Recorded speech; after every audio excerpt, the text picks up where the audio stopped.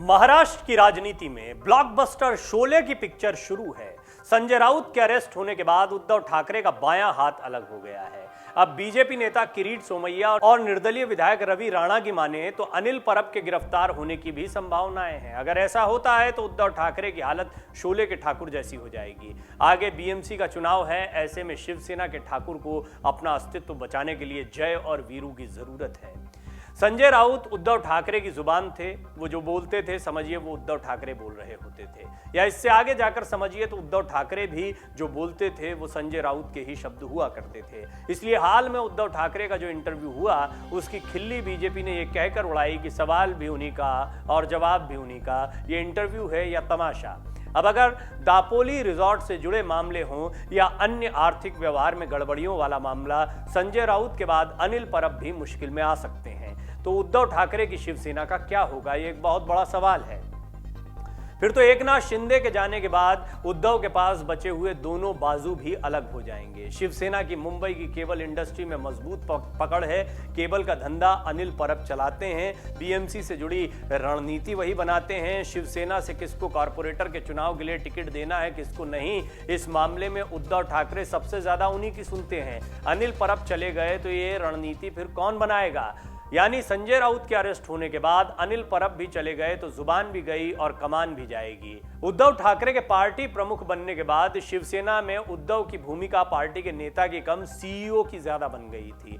BJP के नेताओं का कहना है कि वो पिछले 2.5 साल में सिर्फ 3 घंटे के लिए मंत्रालय गए। ऐसे में वो संगठन कैसे खड़ा कर पाएंगे? शिवसेना में कुछ लोगों के हाथ में कमान थी, वही पार्टी चला रहे थे, उनमें संजय राउत भी थे। संगठन तो शिंदे ले गए हैं। ये अलग बात है कि उद्धव कैंप के लोग कहेंगे कि संगठन का मतलब सिर्फ विधायक और सांसद नहीं होते, हजारों लाखों कार्यकर्ता भी होते हैं। पर इतना तो मानना ही होगा कि कार्यकर्ताओं को नेतृत्व देने वाला नेता होता है। शिंदे क्या ले गए हैं इस पर बहस लंबी है, पर यह तो तय है कि अब उद्धव ठाकरे की शिवसेना को नए तरीके से खड़ा करने के लिए यह देखना पड़ रहा है कि शिंदे क्या छोड़ गए हैं।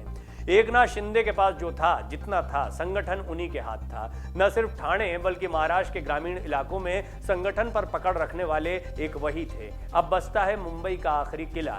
यहां से अगर अनिल परब भी चले जाते हैं तो शिवसेना की पकड़ मुंबई से भी खत्म हो जाएगी। कोंकण कभी शिवसेना का गढ़ हुआ करता था, लेकिन नारायण राणे सालों पहले शिवसेना छोड़ चुके हैं। अब विनायक राउत अकेले कोंकण में शिवसेना को मजबूत रख पाएंगे, इसकी संभावना कम है और संदेह ज्यादा है। इसीलिए मुंबई में शिवसेना के हाथ से सत्ता लेनी है तो अब अनिल परब को घेरने की तैयारी होगी। ठाणे तो पहले ही एकनाथ शिंदे खाली कर चुके हैं।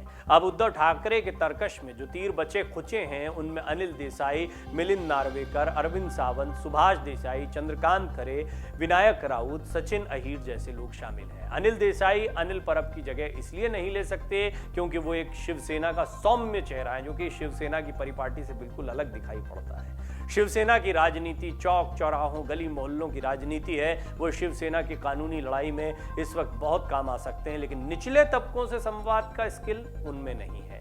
मिलिंद नार्वेकर की बात करें तो आज से नहीं, शुरू से ही शिवसेना के एक रणनीतिकार की हैसियत रखते हैं, क्योंकि वो अकेले क्या कर लेंगे ये बड़ा सवाल है। अरविंद सावंत प्रवक्ता के तौर पर कुछ हद तक संजय राउत का विकल्प हो सकते हैं, उससे ज्यादा नहीं। यही बात मनीषा कायंदे और प्रियंका चतुर्वेदी पर भी लागू होती है। ये सिर्फ पार्टी प्रवक्ता हो सकती हैं।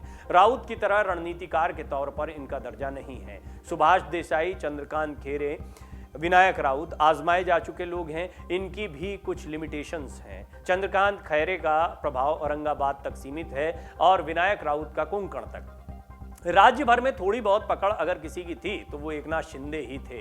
अब ऐसे में अस्तित्व को बचाने की लड़ाई शुरू है। आदित्य ठाकरे जो कर सकते हैं वो कर रहे हैं। राज्य भर में निष्ठा यात्रा करते हुए वो शिवसेना की सीईओ ब्रांड राजनीति छोड़कर शिव संवाद कर रहे हैं, लेकिन उनका तजुर्बा अभी बहुत कम है। संभावनाएं अगर माने कि अनंत हैं, तब भी गब्बर से लड़ाई में ठाकुर के पास वीरू कहाँ है।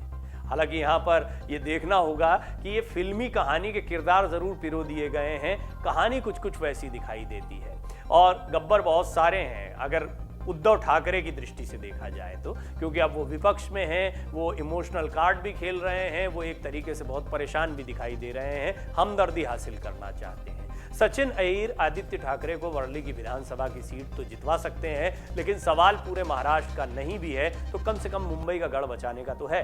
ठाकुर इस वक्त पूरी तरह सोच में पड़े हैं, अकेले हैं। आज शिवसेना को नए जय वीरू की जरूरत है, वरना गब्बर बीएमसी निकाल ले जाएगा। चलते चलते गब्बर से याद आया, जिस दिन उद्धव ठाकरे का इंटरव्यू जारी हुआ उस दिन बीजेपी नेता और पूर्व में वित्त मंत्री रहे सुधीर मुनगंटीवार ने दावा किया था कि बीएमसी का चुनाव उद्धव हार जाएंगे और अगर ऐसा नहीं हुआ तो वो ऑन कैमरा माफी मांगेंगे। उद्धव खुद को आजमा चुके हैं, फेल भी हो चुके हैं। अब मौका है आदित्य ठाकरे के पास, लेकिन साथ ही साथ हमने एक विस्तृत रिपोर्ट में आपको दिखाया है कि अकेले आदित्य ठाकरे नहीं, बाला साहब के 3 पोते इस दौड़ में जमे हुए हैं। अगर बात करें दूसरे ठाकरों की या दूसरे ऐसे पोतों की बाला साहब के जो राजनीति में पैर जमाने की कोशिश कर रहे हैं, तो इनमें अमित ठाकरे और निहार ठाकरे के नाम प्रमुखता से आते हैं और राज ठाकरे के बेटे अमित ठाकरे की राजनीति फिलहाल अलग दिखाई दे रही है।